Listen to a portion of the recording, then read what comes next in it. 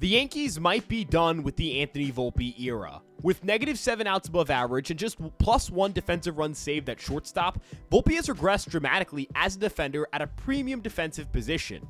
His offense hasn't provided much to write home about either. His OPS plus is 1 point lower than it was last season. He's unlikely to match his stolen base total from last year. So where has it all gone wrong for Volpe?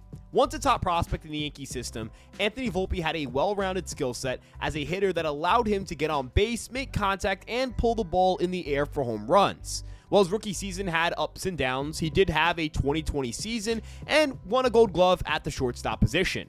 The cracks showed in his offense in 2024, where he overcorrected on his high strikeout rate and ended up losing most of his game power. That being said, he still ended up stealing over 30 bases and played strong defense again at a very premium position. This allowed him to post over 3 WAR on the season, and he was a very solid hitter in the postseason as the Yankees ended up going to the World Series.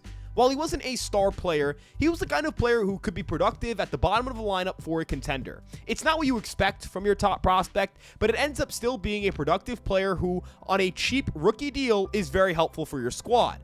The problem is that when you do play a defense-first player, you're conceding offense to ensure that plays are made defensively.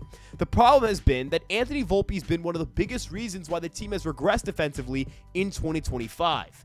If you look at the 24 qualified shortstops, Volpe is 11th in defensive runs saved, 21st in outs above average, and 21st in fielding run value. The Yankees are getting below average defense relative to the position from their starting shortstop, and it's made Volpe one of the least valuable shortstops in all of baseball.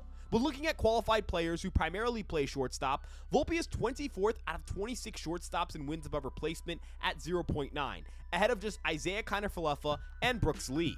His WRC plus is bottom 3, and his .274 on base percentage is dead last at the position. With Jose Caballero on the roster, it now begs the question of how much playing time you can realistically give to Anthony Volpe in 2025.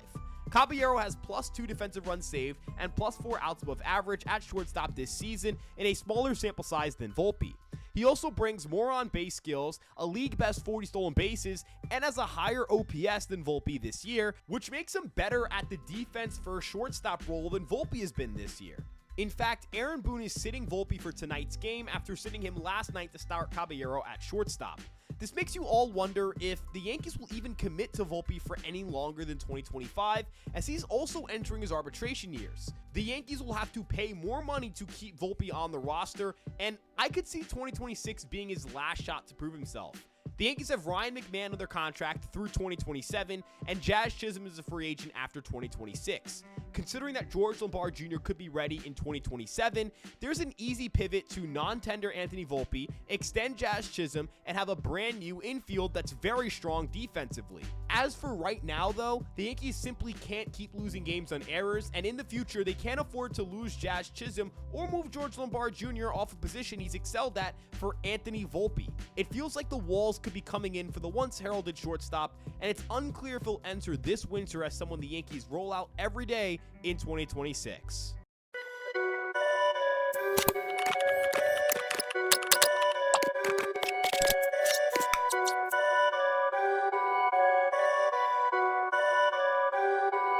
Perfect.